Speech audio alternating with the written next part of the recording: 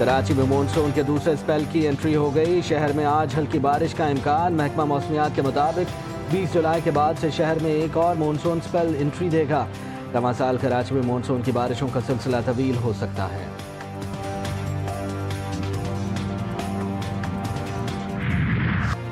ملک بھر میں بارش، طوفان اور سیلاب کا الرٹ جاری. کہیں ہلکی تو کہیں تیز بارش کا امکان. NDMA کے مطابق 10 جولائی تک اسلام آباد، راولپنڈی، اٹک، جہلم، چکوال، میاں والی، سرگودا میں طوفانی بارش متوقع. سوات، چترال، کوہستان، شانگلہ، بنیر، بٹگرام، سوابی، نوشہرہ میں بارش کا امکان. وادی نیلم، راولاکوٹ، حویلی باغ میں شدید بارش سے ممکنہ سیلابی صورتحال کا خطرہ.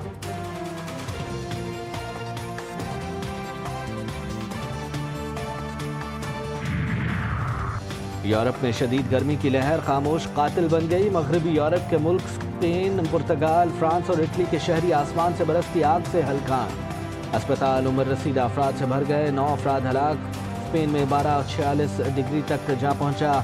دیگر ممالک میں درجہ حرارت 40 ڈگری.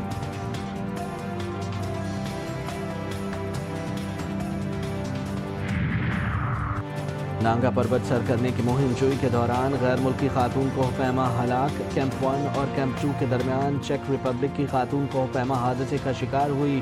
پولیس کے مطابق ساتھی کوہ پیما نے بیس میں حادثے سے متعلق اطلاع دی.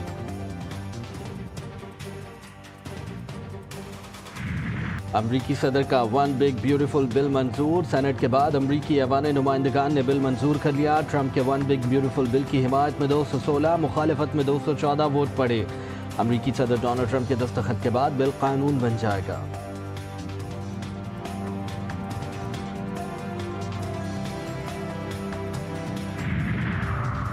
امریکی صدر ٹرمپ اور روسی صدر پیوٹن کے درمیان ٹیلی فونک رابطہ. دونوں رہنماؤں میں ایران اور مشرق وسطیٰ کی صورتحال پر تفصیلی گفتگو. روسی صدر پیوٹن نے کہا یوکرین میں اپنے اہداف سے پیچھے نہیں ہٹیں گے. مذاکرات کے لیے تیار ہیں. ماسکو تنازع کی بنیادی وجوہات دور کرنے پر مرکوز ہیں.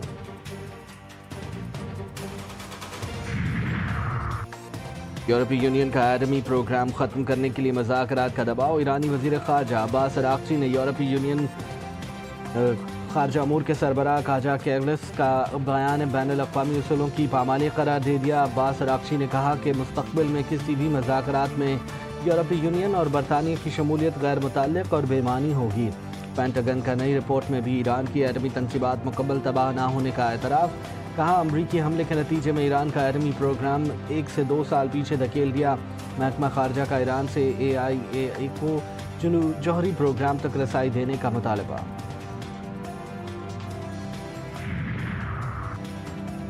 اسرائیل کا ایران میں صرف فوجی تنصیبات کو نشانہ بنانے کا دعویٰ جھوٹا ثابت. تہران میں اسرائیلی حملے کی CCTV فوٹیج سامنے آ گئی. شمالی تہران کے گنجان آباد اور رہائشی محلے کو نشانہ بنایا گیا.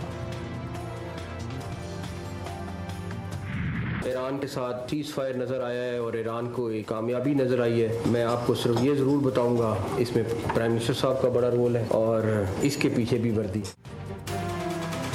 ایران سیز فائر کے پیچھے بھی وردی ہے. وزیر اعظم نے اسرائیل ایران جنگ بندی میں اہم کردار ادا کیا. وزیر داخلہ محسن نقوی کہتے ہیں بھارت کی جانب سے فائرنگ کر کے میزائل ہدف تک نہیں پہنچے. ہم جوابی کارروائی میں بھارتی شہری آبادی کو نشانہ نہیں بنایا. پاک بھارت جنگ میں پاکستان کا زیادہ نقصان نہیں ہوا. آرمی چیف سینہ تان کر کھڑے تھے. کوئی پریشانی نہیں ہے. طلال چودھری نے کہا دہشت گردی کے خلاف جنگ میں ہم سب کو متحد ہونا ہوگا. نفرت اور فرقہ واریت کا شکار نہیں ہونا.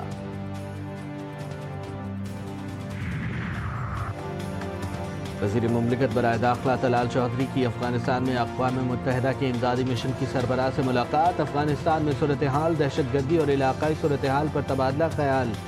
وزیر مملکت کا کہنا تھا کہ پاکستان نے ہمیشہ افغان سمیت تمام غیر ملکی شہریوں کے ساتھ بھائیوں جیسے سلوک برتا. UN کی نمائندہ نے دہشت گردی کے خلاف جنگ میں پاکستان کی قربانیوں کو سراہا. وزیر اعظم شہباز شریف 2 روزہ دورے پر آذربائیجان پہنچ گئے. آذربائیجان کے وزیر ثقافت عادل کرملی اور اعلیٰ حکام نے پرتپاک استقبال کیا. وزیر اعظم نے اقتصادی تعاون تنظیم کے سربراہ اجلاس میں شرکت کریں گے. اسحاق ڈار، عطا تارڑ، طارق فاطمی بھی وزیر اعظم کے ہمراہ. وزیر اعظم کی PCO رکن ممالک کے رہنماؤں کے ساتھ 2 طرفہ ملاقاتیں شیڈول. علاقائی تجارت، تعاون اور رابطے کے فروغ پر زور دیں گے. क्या उनको ये हक हासिल नहीं है? और फिर ये कहते हैं कि जी को टोटल ये 45-47 का झगड़ा, तो भाई इससे शैम पोजीशन क्या लोगे कि टोटल 37 पिटिशंस है तुम्हारी और उसमें से 12 तुम्हारे खिलाफ हैं, 25 पिटिशंस की बुनियाद पे पूरे पाकिस्तान का इलेक्टोरल निज़ाम। अपोजिशन की पंजाब असम्बली में हंगामा आराई, नाअहली की तलवार लटकने लगी। स्पीकर का एक्शन, 26 पीटीआई अरकान के खिलाफ इलेक्शन कमीशन में रेफरेंस दायर कर दिया। मलिक अहमद खान की चीफ इलेक्शन कमिश्नर से मुलाकात, अहम कानूनी अमूर पर मशावरत की। मीडिया से गुफ्तगू में कहा, रेफरेंस तो पहले ही दायर हो चुका, मैं सिर्फ मशावरत के लिए आया था, आइन की पासदारी के लिए केस लड़ूंगा। गालियां जमहूरियत नहीं दुश्मनी है।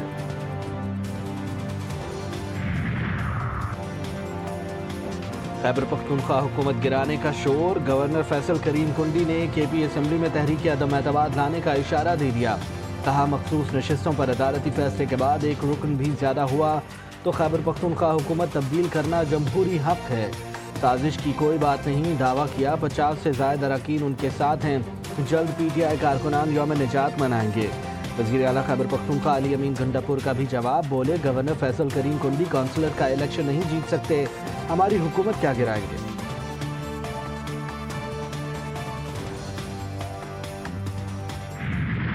आपको आपकी ताकत को चैलेंज है। खैबर पख्तूनख्वा असेंबली में सादा अक्सरियत के लिए 73 अरकान की ज़रूरत। 145 रुकनी सूबाई ऐवान में वज़ीर आला अली अमीन गंडापुर को 93 अरकान की हिमायत हासिल। 35 आज़ाद अरकान भी शामिल।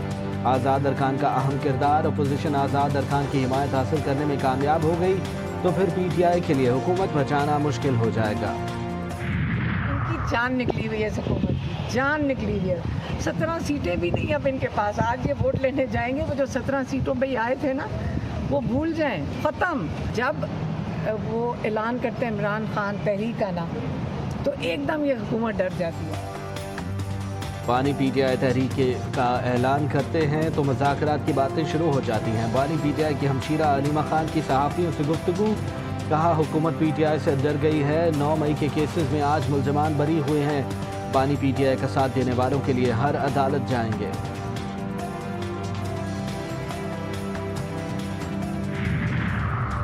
तहरीक इंसाफ के रहनुमा असद कैसर की सऊदी अरब के सफ़ीर नवाफ बिन सईद अल मालकी से मुलाकात। दो तरफ़ा ताल्लुकात, खित्ते की मजमूई सूरत हाल और बाहमी दिलचस्पी के दीगर उमूर पर तबादला ख्याल। असद कैसर ने कहा, पाकिस्तान सऊदी अरब के साथ अपने देरीना बिरादराना ताल्लुकात को कदर की निगाह से देखता है और इन ताल्लुकात को मज़ीद मुस्तहकम बनाने के ख्वाह है।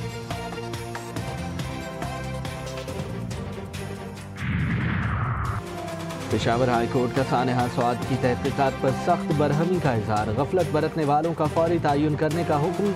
चीफ जस्टिस ने इस्तफसार किया कि क्या तहकीकात मुकम्मल हो चुकी हैं, जिस पर चेयरमैन सूबाई इंस्पेक्शन टीम ने बताया कि तहकीकात जारी हैं और मुख्तलिफ महकमों की कोताहियाँ सामने आ रही हैं। अदालत ने सयाहों के तहफ़्फ़ुज़, मेडिकल इमरजेंसी और रेस्क्यू कोऑर्डिनेशन पर भी सवालात उठाए। चीफ जस्टिस ने हेलीकॉप्टर की दस्तयाबी और इस्तेमाल में ताख़ीर पर भी रिपोर्ट तलब कर ली।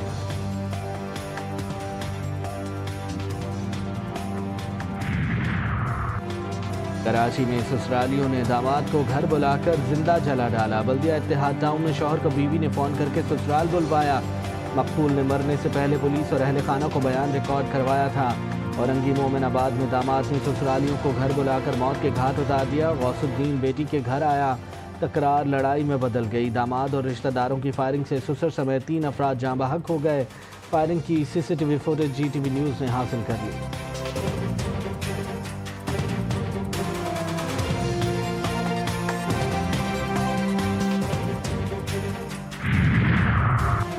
कराची में ट्रैफिक हादसा। रज़ाक़ाबाद में कचरा उठाने वाली ट्रक ने 3 साला बच्चे को कुचल दिया। आदिल मौके पर ही दम तोड़ गया। लांधी में बस की टक्कर से मोटरसाइकिल सवार जहां बहक। अख्तर कॉलोनी में टैंकर की मोटरसाइकिल को टक्कर, एक शख्स जख्मी, ड्राइवर मौके से फरार।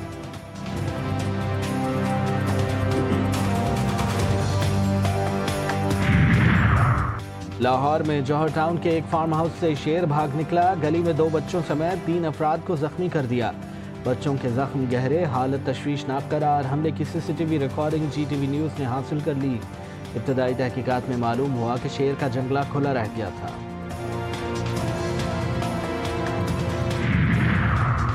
वफाकी हुकूमत का मुहर्रम उल हराम की सरकारी तातीलात का ऐलान, नोटिफिकेशन जारी कर दिया गया। नोटिफिकेशन के मुताबिक 5 और 6 जुलाई, 9 और 10 मुहर्रम उल हराम को सरकारी तातीलात होंगी।